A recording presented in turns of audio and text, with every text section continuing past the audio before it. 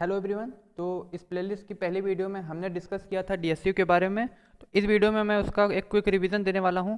तो अगर मैं बात करूं फिर से डीएसयू की, तो डीएसयू हमने क्या पढ़ा था। तो हमारे पास कुछ डिसजॉइंट सेट्स हैं, जैसे कि ए एक सेट है, बी एक सेट है, सी एक सेट है, डी एक सेट है। लेट अस सपोज चार एलिमेंट्स का हमने सेट मान लिया जो कि शुरू में आपस में एक दूसरे से सेपरेट हैं।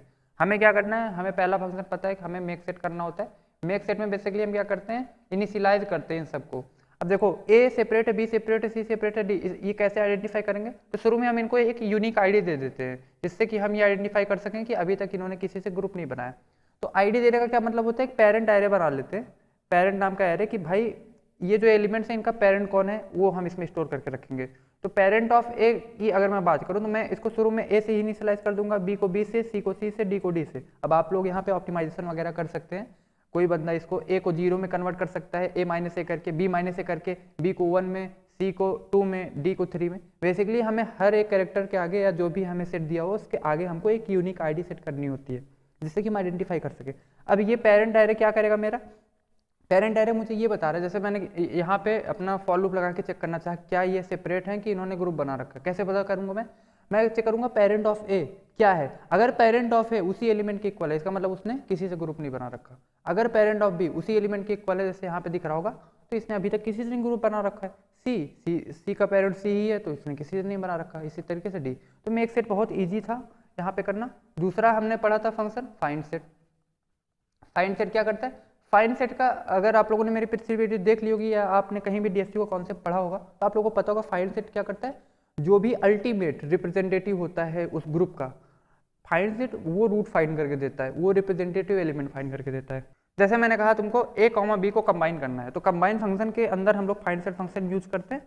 तो हम लोग तीसरा जो हमने फंक्शन पढ़ा था कंबाइन, तो उसको भी हम ही साथ में देखते चलते। मैंने कहा तुम्हें क्वेरी दी कंबाइन करो ए कॉमा बी को। ए कॉमा बी को कंबाइन करने का क्या मतलब हुआ, हमें एक कनेक्शन स्टेब्लिश करना है, हमें एक ग्रुप बनाना है ए कॉमा बी का। इसका मतलब ए को बी से ज्वाइन कर देना है, ठीक है। ए वाला एलिमेंट जो है वो बी से ज्वाइन हो गया, अब ये एक पूरा सेट बन गया, ठीक है।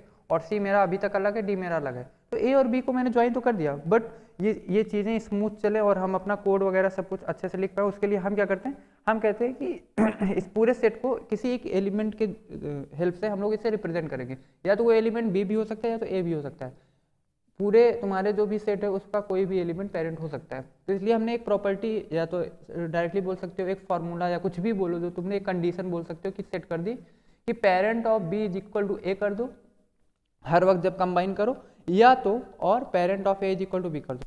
तो पेरेंट ऑफ बी मतलब ए हो गया। इसका क्या मतलब हुआ कि जो मेरा बी था उसका एक पेरेंट ए हो गया, ठीक है। तो अब जो मेरा बी का पेरेंट था वो अपडेट हो गया किसमें, ए में। लेकिन ए का पेरेंट अभी भी ए है, क्योंकि हमने ये वाली कंडीशन को वैलिड मान के चला है।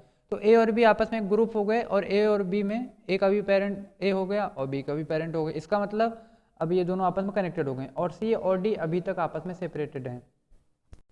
अगर कोई बंदा आके इस एरे को यहाँ पे चेक करेगा तो उसे क्या पता चलेगा, उसे पता चलेगा डी अभी भी डी ही उसका पेरेंट है, सी का पेरेंट ही सी है, मतलब ये भी अभी तक किसी से सेट नहीं बनाया। लेकिन बी का पेरेंट बी नहीं है, इसका मतलब अब ये किसी से सेट बना चुका है। और वो कौन सा एलिमेंट है, ए है, क्योंकि जब हमने ए को सर्च किया तो ए का पेरेंट ए है, मतलब ए और बी आपस में कनेक्टेड हो गए।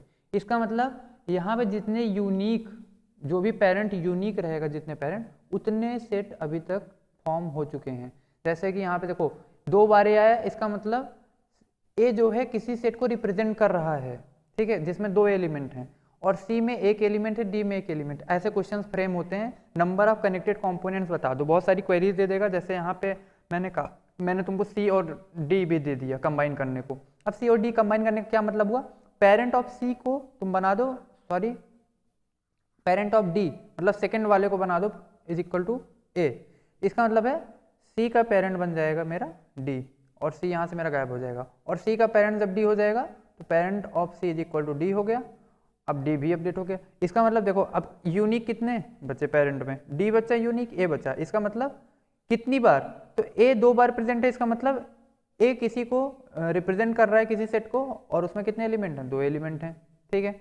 और डी कितने एलिमेंट को रिप्रेजेंट कर रहा है, 2 एलिमेंट को, मतलब डी भी एक सेट फॉर्म कर रहा है, उसमें 2 एलिमेंट है। तो इस तरीके से तुम नंबर ऑफ कनेक्टेड कंपोनेंट बता सकते हो। जैसे कि इसमें 2 कनेक्टेड कंपोनेंट, जो कि तुम्हें यहाँ पे दिख रहा होगा, 2 कनेक्टेड कंपोनेंट्स हैं। तो इस तरीके से हम लोग डीएससी का यूज करके ग्राफ के अच्छे अच्छे क्वेश्चन को बहुत ईजिली सॉल्व कर लेते हैं।